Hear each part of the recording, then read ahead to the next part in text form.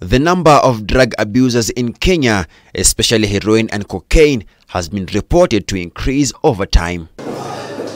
Various stakeholders in the fight against drug abuse are, however, developing strategies to contain the situation. Among them is the creation and elevation of rehabilitation centers. In Mathare, where one of the centers is located, medically assisted therapy is employed, where victims, for instance, get methadone, a drug used to relieve pain and treatment of drug addiction. For their safety, we are not allowed to disclose their identity. Tunakwambia kuna haya madawa, either methadone ama buprenorphine. Alafu tunakutembeza pole pole jinsi ambavyo tutakupea dawa. So one of the key things we start is patient-client education at the civil society organization. Now, when you come to the doctor's room, we also give education. So when you're looking at ukiangalia matibabu inakuja in stages. So ukikuja kwangu siwezi anza na dose kubwa, naanza na dose kidogo pole pole, nikikuongezea pole pole mpaka ile wakati ambapo hizo withdrawal symptoms zitaisha. Sababu ambayo hatuanzi na dose kubwa is because we don't know how you'll react. Approximately 1,560 victims have reported in these centers countrywide since 2014.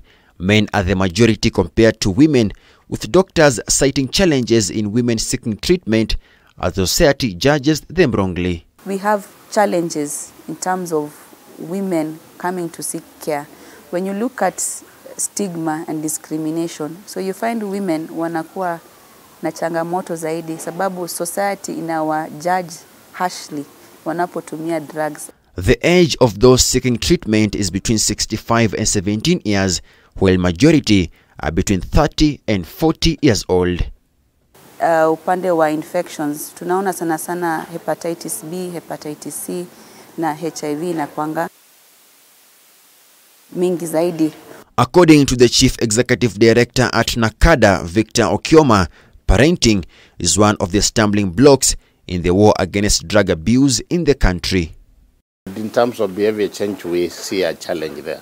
Because really, ask yourself, why do you find it necessary to sit down with your 3-year-old and take your cigarette or your banky or your Tusker? Speaking ahead of the 30th meeting of heads of National Drug Law Enforcement Agencies Africa on Tuesday, Okioma has called on county governments to take up the responsibility, especially in licensing bar owners and liquor traders.